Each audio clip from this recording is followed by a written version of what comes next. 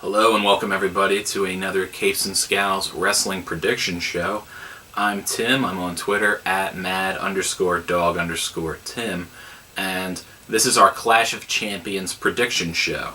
And Joe is not available. One of the biggest problems with these prediction shows is we don't get the card until like the day before.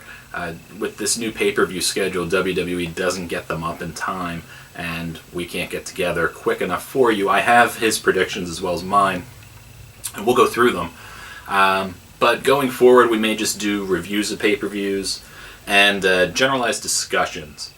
And when we can do predictions for you, we will. Alright, so first up we have Nia Jax versus Alicia Fox on the pre-show.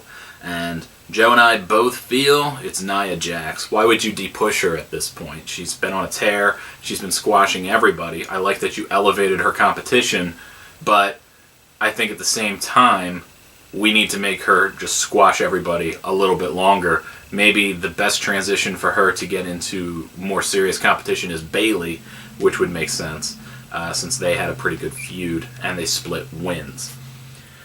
Then we go on to Sami Zayn versus Chris Jericho. It's very weird to see Zayn so low on the card. I understand this is a special card where all the championships are absolutely defended, but Zayn and Jericho should be like a WrestleMania-style match any day of the week.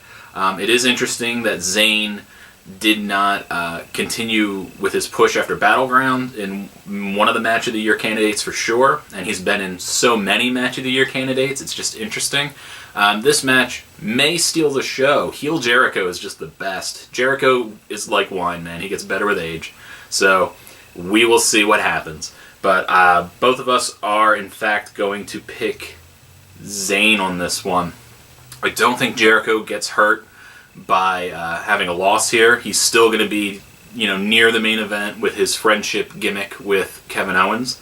Zayn could use the win, and they could both maybe, hopefully, a continuing feud with this. Next, we got Cesaro and Sheamus, the finals of their best of 7 series. I believe the winner gets a future title shot. It is for that reason alone that I feel Cesaro should win this match.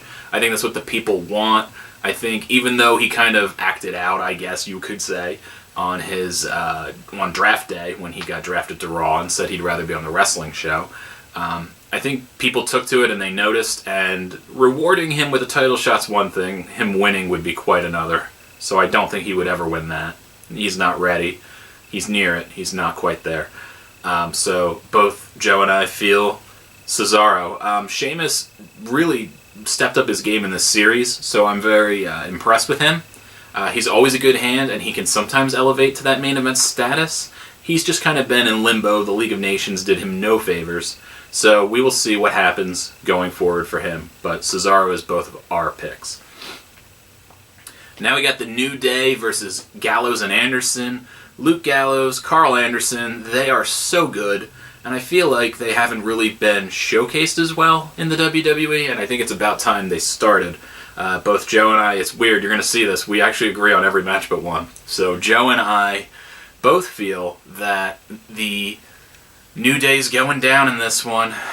Their run has been amazing, and I love the New Day to death, but I feel like Gallows and Anderson are going to pull the upset, and they're going to get the victory here. They need to not lose anymore. They've done the correct amount of jobbing, the correct amount of screw job finishes. They still are very tough. They still look very strong. I think it's time for the WWE to pull the trigger on them, for sure. Okay, now we go to the Cruiserweight Champion, TJ Perkins. If you didn't watch the Cruiserweight Classic, just go watch the whole thing. It is better than probably most wrestling you're going to see for the rest of the year. The Cruiserweight Classic was great. TJ Perkins, if you're not familiar with him, he was Manic in TNA, which was the former character Suicide. He was really, really good there and not used all that well. And his storylines never made sense. He was always complaining to management, and rightfully so.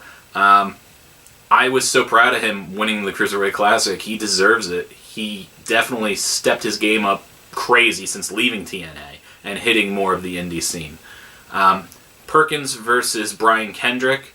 is a pretty awesome match. Kendrick's been looking great. I'm sure he'll get the belt eventually. I just don't think it'll be tonight. And neither does Joe.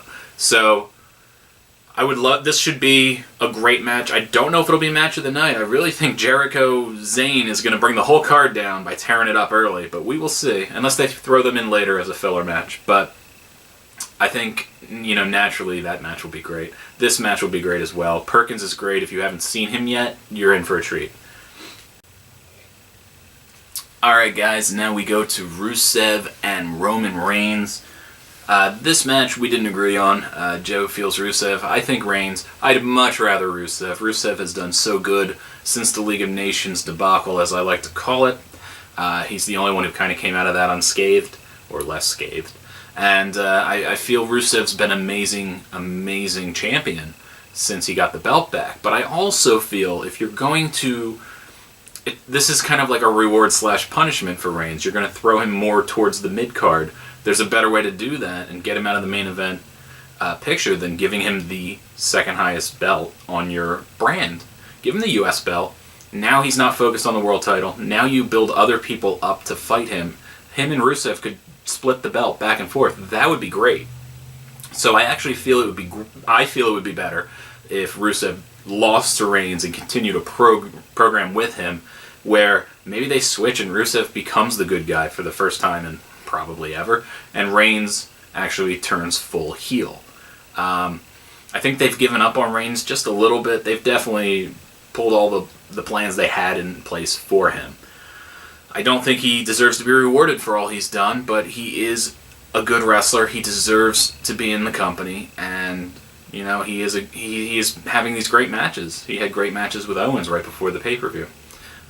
So I feel it'll be Reigns, even though nobody really wants that. And Joe picks Rusev. Alright, now it's main event time. We have Kevin Owens versus Seth Rollins. This match should be really good.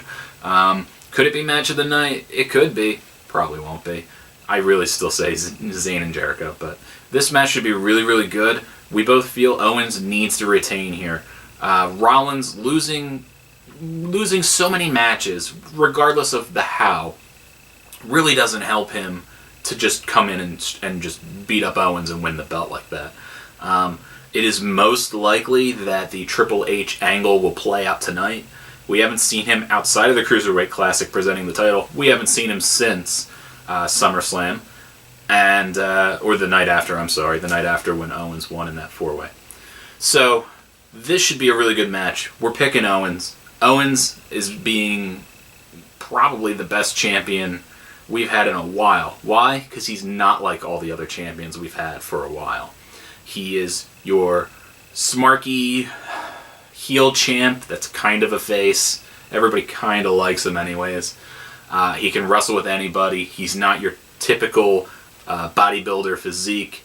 And, outside of the ring, he's a pretty nice guy if you don't piss him off. So, but the card looks really good. Hopefully it's very good. I don't even know. None of those matches really look weak. The Nia Jax match should be short, but that doesn't make it weak. She should squash Alicia Fox. But besides that, I think the pay-per-view should go really well. So, let me know what you think in the comments below. Joe will be back soon. If you wanted to talk to him on Twitter, it's at PunkRockJoey, all one word. And again, I'm at mad_dog_Tim. Thank you for checking us out. Make sure you go to capesandscowlspodcast.com. You can check out the audio, our regular monthly podcasts that we do. We usually do 2 to 3 a month, mostly comic book themed. But we do a little of everything, as you can see. So enjoy the show tonight, or whenever you watch it, and have a good one.